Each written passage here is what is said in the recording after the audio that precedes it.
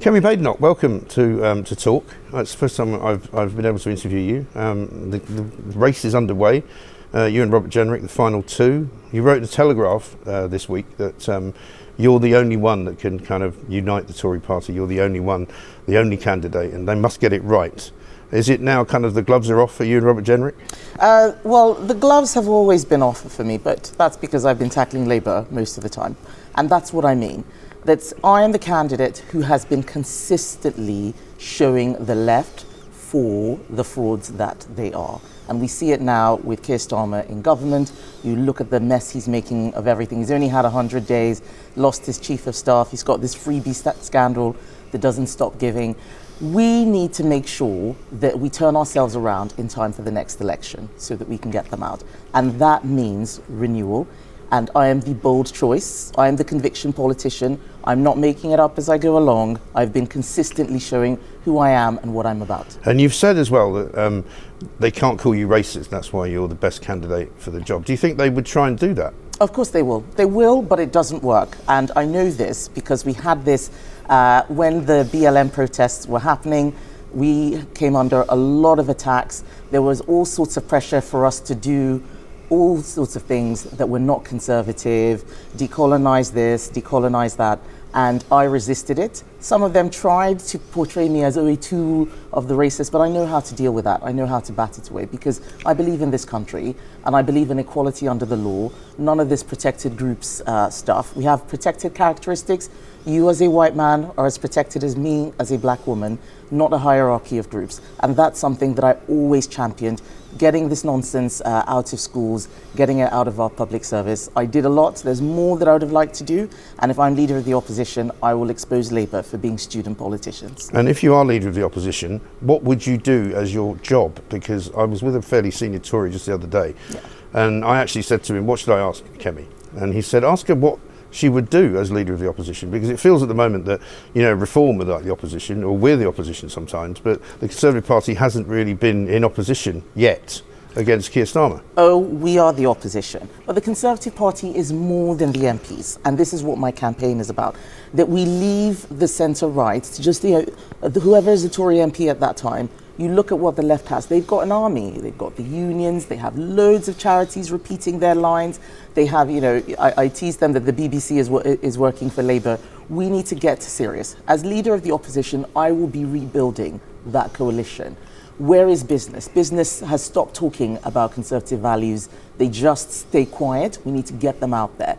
I have a lot of links to the business community, not just from my time as business secretary. They like what I've got to say.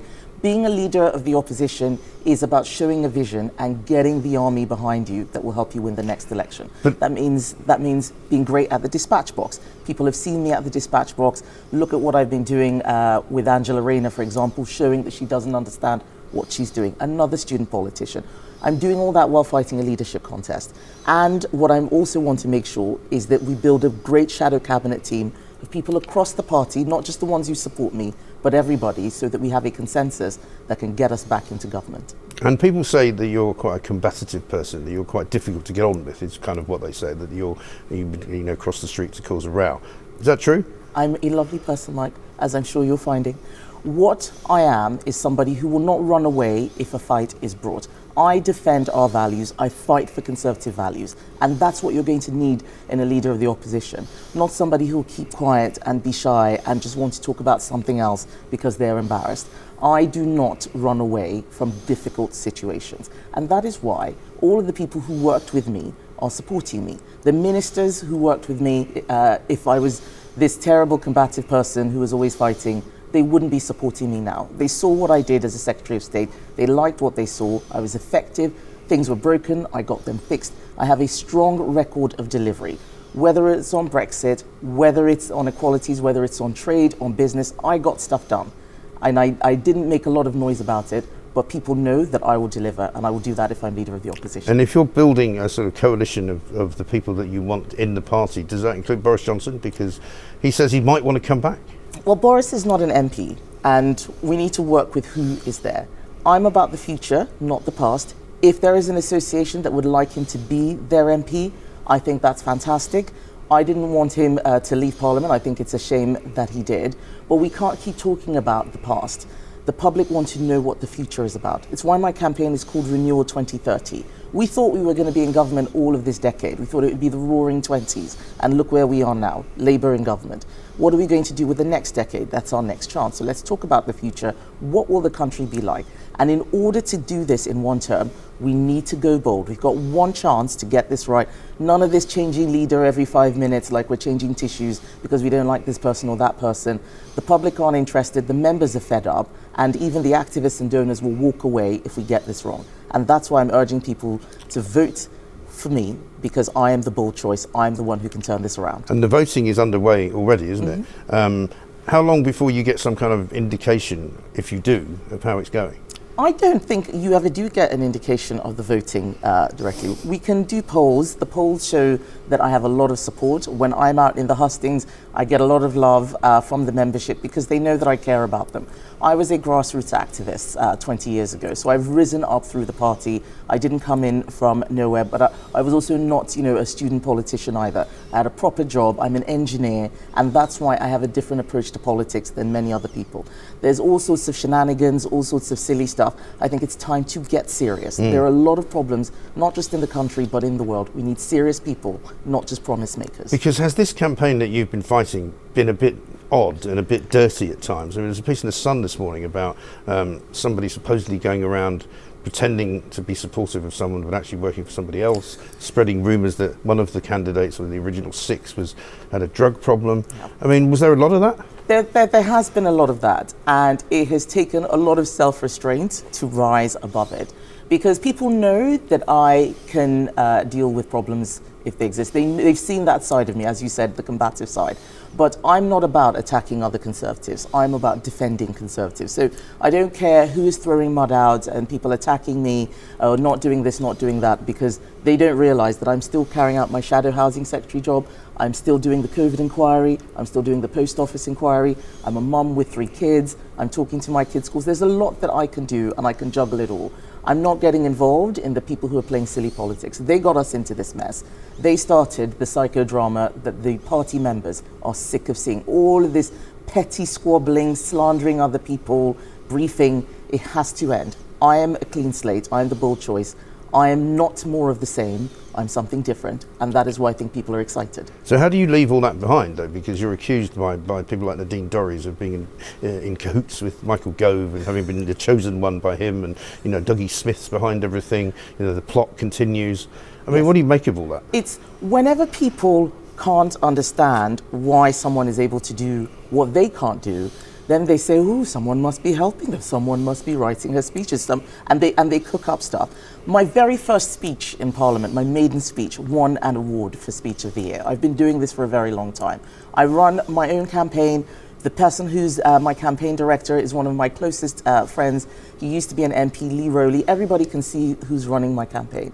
But as I said, there are lots of people who spend more time attacking fellow Conservatives than taking their fight to our political opponents in the Labour Party, and we need to stop that. I will stop that. I've never been a blue on blue person. I will stop that by making sure that Parliament has good people in it, proper Conservatives, not just people who want to be MPs for the showbiz aspect of it. And my shadow cabinet will also have the people who are there on merit, not but just because they supported me or because they're my friends. Is there a place for Robert Jenrick in there? There's a place for all of the candidates. It might be a different job than the one that they want to do, but I think that we all need to pull together as a team now. It's time for us to pull together. And I had him in the studio just the other day, and he was saying he was quite surprised that you weren't doing that many interviews. I mean, clearly you're doing one now, so that may not be a good question, but you haven't done a lot of interviews, and you've been accused of ducking some of them, like from Laura Kuenssberg, for example. Well, I was on Laura Kuenssberg at conference, and she tried to get me to say some funny things, and I wasn't having any of it. I can do interviews very well, but I don't do interviews if I don't have something new to say. I'm not a rent-a-gob. I'm not going to be running around TV studios like a blue-ass fly saying, "Look at me, look at me." When I have something to say, I say it, and when I do, it cuts through. Less is more. People are not dying to hear from politicians over and over again. They want to see us doing our jobs. I am doing my job as Shadow Housing Secretary. I'm still fighting for this country every day, making sure that we take Labour to task. And that sometimes means that I can't be in the TV studios, but I'm here now. And are there questions that you don't like to be asked, for example, like personal questions? No. I mean, I may not answer questions if I think that they're inappropriate, but ask away. Okay. Have you ever taken any illegal drugs? Never. So Not once. So that's pretty categorical. Yes. Is there anyone that you absolutely wouldn't have in the cabinet, shadow cabinet? Yes, but I don't think it's fair to name them. I will know things about people, personal things, which, it's HR, it's work related. I don't think it's fair to say that on TV and attack others. As the Reaganite slogan of never attack a fellow Conservative for me is very important, and that's why I'm fighting a clean campaign, talking about what I want to do, my values, my principles, rather than talking about other candidates. Well, the government are doing a pretty good job of speaking for themselves, aren't they? I mean, you don't really need to say much to criticise them. When your enemy is making a mistake, sometimes it's best to not get involved. Quite. And I think that's what's been happening. The other thing, we have been highlighting quite a lot. Yes, I mean, there's a lot to get at. Yeah. Robert Jenrick also said he was hoping to get a debate with you before the voting's over, sooner rather than later, I think he said. He was asking Tim Davie from the BBC. Have you had any sort of approaches from the BBC or anybody? Yes, we have, but I find this very interesting. Right at the beginning of the campaign, all 6 candidates were made to agree with the party board that we would not get involved in debate organisation, that the party board would decide what we did, because this is an internal battle. So I'm sticking to that. I have told them that I'm happy to have a debate. They are working on it, but I'm not approaching the media and saying I want a debate, because I stick to my word. That's the promise that we made at the beginning. I don't think we should be changing things halfway through. And have you been misquoted in some ways sometimes? Because I was reading the Telegraph piece this week, and in it, you said, if we have to get rid of the ECHR, we have to get rid of the ECHR. Yeah. But you've been accused of not wanting to get rid of the ECHR. So are those people wrong? Yes, they are wrong. If we have to do it, we should. But it is not a silver bullet, and it's not even that radical. What we need to do on immigration has to be systemic. The system is broken in so many areas. Immigration is one of them. And I keep saying that if we left the ECHR today, we would not be deporting any more people, because the people who are responsible for it don't want to do this job. I've met many Home Office officials. They're lovely people. They want to look after refugees. They want to help asylum seekers, and that's great. Go and work in a charity that does that. Yeah. Leaving the ECHR means that they just find something else. They just find something else to use as an excuse. We need to replace the people, get people who actually want to man borders. We need to look at numbers, but numbers alone won't matter. Culture matters. Who's coming into the country?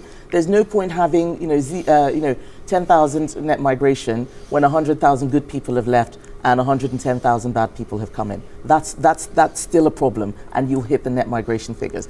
I'm an engineer, I'm not a lawyer, so I'm not just throwing out words. Lawyers are able to meet the letter of something and not the spirit. I know what people in this country want. They want to have control over their borders. They want people who come here to love this country, to contribute to it, to want it to succeed, not have their heads elsewhere. And that's what I'm about, a wholesale immigration policy. People talk about parts of this country, and we all know where they are, which have become sort of almost monoculture, but not British monoculture. They've become either very Pakistani-based or very Hindu-based, perhaps, from India. Places like Leicester, where they have, fights in the street because of, religious and ethnic differences. I mean, that's kind of unbelievable that it's happening. What would you do to stop that from happening? Well, I talk about focusing on being a multiracial society with a shared culture and identity, not multicultural. I grew up in a multicultural country. Everybody looked the same skin color, lots of different languages, lots of different customs and behaviors, and there was endless conflict. Diversity is something that can be a strength. It can also be a weakness. People talk about it as if it's peace or love. It is not a virtue in and of itself. You've got to work at it. You've got to work at integration. My preference is actually assimilation, and if people don't assimilate, they will integrate. If you start just with integration, sometimes people just decide that they will live in a place, but it's just their bodies that are there, their hearts and minds are elsewhere. And that's why we see lots of conflict that really doesn't belong on the streets of Britain. There are foreign conflicts being fought on the streets here. I don't want to see that. But as somebody who has an immigrant background myself, I am more confident talking about these things because I'm speaking from an understanding, and I know that it is harder for people to attack me because I'm speaking from personal experience as well. I know what other places are like. We have something amazing in the UK. We shouldn't just throw it away because we're afraid to say the truth. I'm here to speak the truth, even if it is difficult. And do you understand the reasoning why so many people were driven to violence, if you like, by those Southport killings of the 3 children?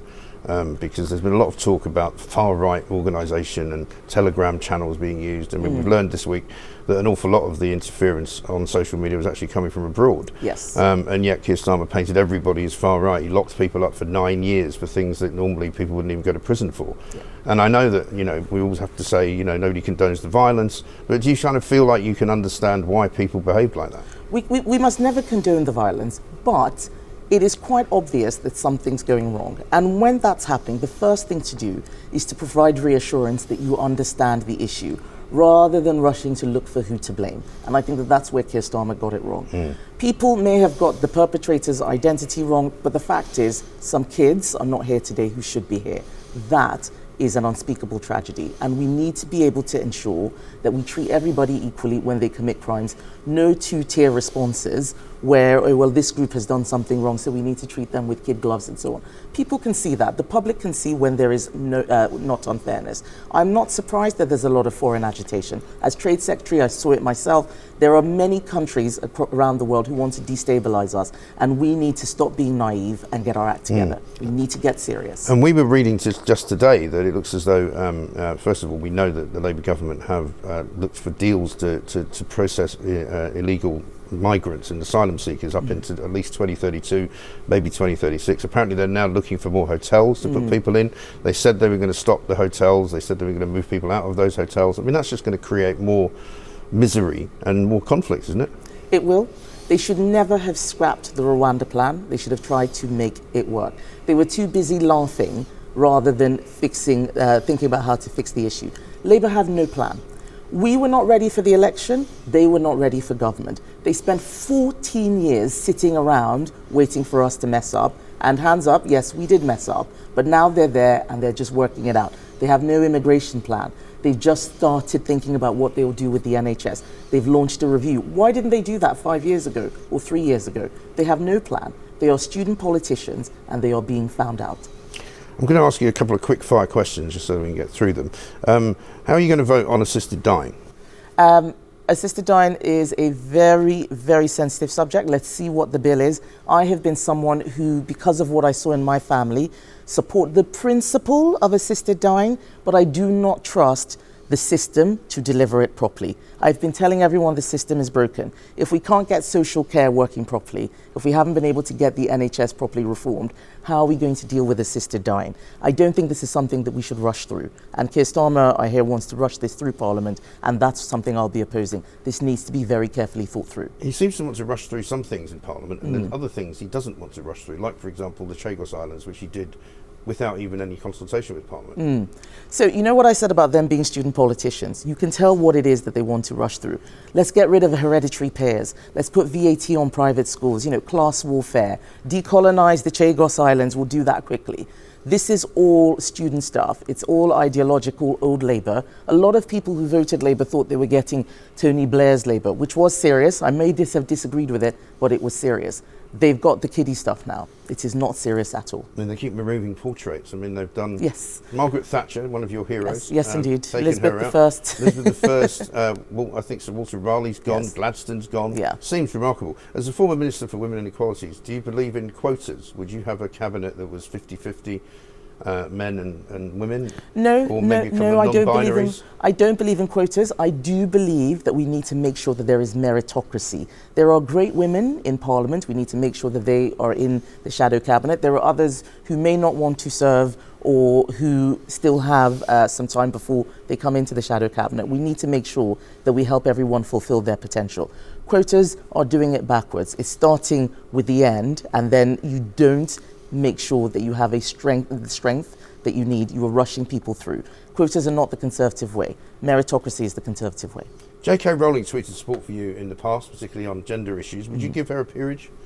I would. I don't know whether she would take it, but I certainly would give her a peerage. I managed to get Dr. Hilary Cass a peerage because I knew that she was somebody who would have a strong voice in Parliament. These women who have fought for so much need protection. They're attacked relentlessly by all sorts of oddballs and bad people, and I'm really pleased to see her taking up the peerage in the Lords. Hasn't she? Do we need a referendum on net zero? I don't think we need a referendum on net zero. I think we need to get serious. We should never have rushed it through in a 90-minute debate. I spoke in that debate and I questioned what we were doing. I was one of only 2 people who did so. The other was, I think, Graham Stringer on the Labour side. This is what I mean by having a plan and thinking about the system.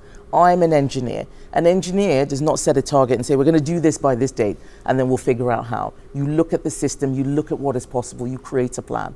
We need to look at what we're trying to solve. Climate change and a better environment. Let's talk about that rather than a target that may or may not actually fix the problem. And what about this £22 billion black hole that Labour can't seem to identify, even though they keep saying it's there, because they're spending the equivalent amount, 22 billion, on climate change? Yes, exactly. There is no 22 billion black hole. There is 22 billion of Labour's bad choices, and they're trying to pin it on us. Their strategy was to come in and just say, just blame the Tories, that's where all the problems have been. And the public aren't buying it. They know that there are problems all over the world. They've seen what's happening in other countries. They know that what is happening here is existential. We need to have a plan for Britain. They don't have a plan. They're just running around in circles like headless chickens, trying to blame us. And we need to make sure that we are an effective opposition, delivering the proper change that this country wants to see. And that is what my leadership will be about if I'm lucky enough to win this contest. And Keir Starmer says he doesn't like to do Friday evenings.